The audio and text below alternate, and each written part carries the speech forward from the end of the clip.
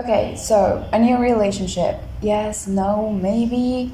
Committed, not committed, maybe poly. Honestly, there are so many options when it comes to relationships, but the hardest question is, are you actually ready to commit to a relationship? Don't worry, here's what you need to know. I got you. Hi, I'm Paula, the girl that's here every Tuesday to just talk about things that happen to all of us but that we don't talk about enough. And today I wanted to talk about new relationships and how to know if you are actually ready.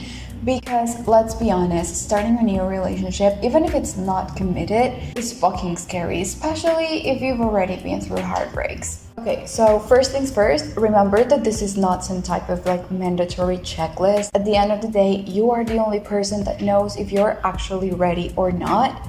But I feel like that's so ambiguous because sometimes we just say you're supposed to know. Okay, maybe I don't know. So maybe you do know, but you just need some reassurance, or maybe you don't even know what you are actually supposed to know. So you can take this as some type of guide or reassurance, or maybe you're just here because you just want to hang out for a while, and that's okay too. I feel like everybody says the worst part of a relationship is the breakup, which fair enough, it actually feels like you're dying. Heartbreaks suck. But why does nobody talk about that feeling when you are finally over your ex and you're finally over your last relationship and life just feels perfect and calm and everything is where it's supposed to be, and then suddenly you meet someone else and you start having all of these flashbacks of the pain you went through in your last relationship, and you start unlocking new traumas that you had from your previous relationships that you didn't know you had because you haven't met anyone until now. And then you just sit there and think, is this really worth it? Is it worth it to start a relationship again? Well, it probably is. Love is beautiful and it's definitely worth it to live it. Even if it ends up really bad, for as long as it lasted, it was cute. So man, just fuck it. Go and live and love and be happy for as long as you can. If you are ready, of course. And here's the first thing you need to consider if you want to start a relationship again. Are you over your ex? Or over your past relationship? Or over the last romantic thing you had? Because if you're not, baby, just don't. If you're not over your ex, don't start a new relationship. Don't even doubt it, just don't. You're not ready, take your time to heal. You've got plenty of time, take it. If you start a new relationship and you're still not over things you need to heal, it's not going to be fair for either of you. Because the other person doesn't deserve to be with someone that actually wants to be with someone else. And just face it, you are just going to be disappointed because all you actually want is to see glimpses of your ex or your past relationships in this new person. But guess what? They are a completely different person. And at the end of the day, you're just going to end up disappointed because they are not your ex. And you're going to be hurt, they are going to be hurt. It's not a great idea, don't do it. Adding to that, another great indicator is that you understand that people are different. Yes, there are common patterns of behavior, there are certain things that can be green flag or red flag, of course, but still, everybody is different. So if you want to meet someone new, make sure you're actually down to meeting someone new, because it's not fair that you go out there and try to meet new people while having all of these stigmas from past relationships that you are already putting onto people that you don't even know. If you are going to meet someone new, make sure you are open to actually meet them and get to know them. And just in case you are not looking for a relationship and you just want to have rebounds with other people because you think that's going to make you forget your ex faster, don't. Just take a melatonin pill and go to sleep, because it doesn't work. I've been there, I've done that, I'm telling you, it doesn't work. Don't try it, it's not fair. You're just going to hurt other people, and at the end of the day, you're just going to feel worse. So take my advice. If you have the chance to have a rebound, miss it. Don't do it. It's not worth it. Don't be a dick. If you have to use other people to move on, you're never going to heal properly. So just go to sleep, love. Don't do that. Okay, let's move on from our exes literally. What else indicates that you are ready for a new relationship?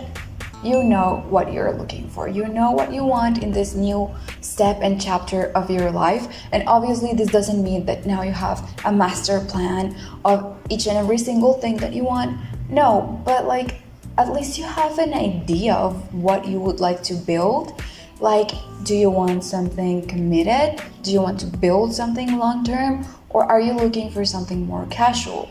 Where do your boundaries sit now? What type of values are you looking for in a new person? Do you want something monogamous or something more open? Are there any things you want to try? Think about all of those things.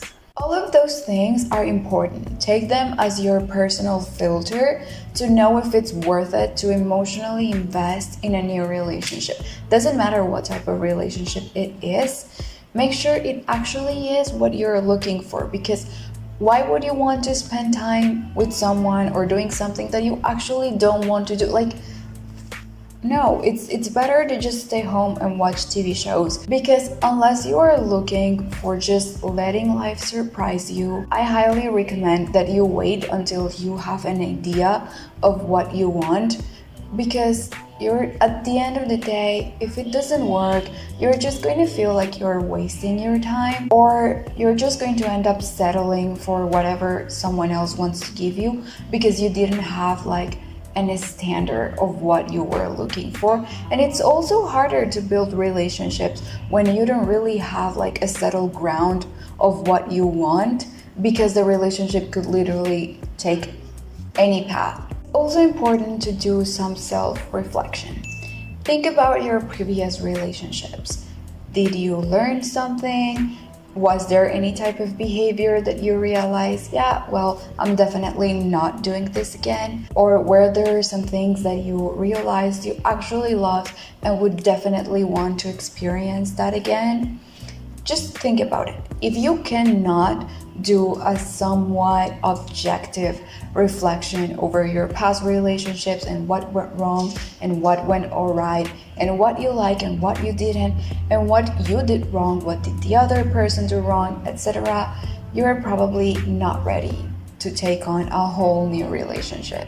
Baby, take your time to learn about your experiences in life, not only in relationships, but any experience. Take some time to reflect about it, to just think about what it taught you, if you liked it or if you didn't, because these are going to be the best tools you're going to have to make sure that similar situations have different and better outcomes in the future. And also, if your previous relationship ended, there had to be a reason. So it's important that you spot that reason and reflect around what could have been done differently, if there's something you need to work on, or if it was more of like your partner's or, well, ex-partner's fault. Think about all of those things to make sure that a prospect and future relationship has a better outcome, or at least that you don't repeat same mistakes that you could have saved if you take the time to think about them. A sign is actually not quite a sign, but more of an advice, and is acknowledge the importance of communication. Love.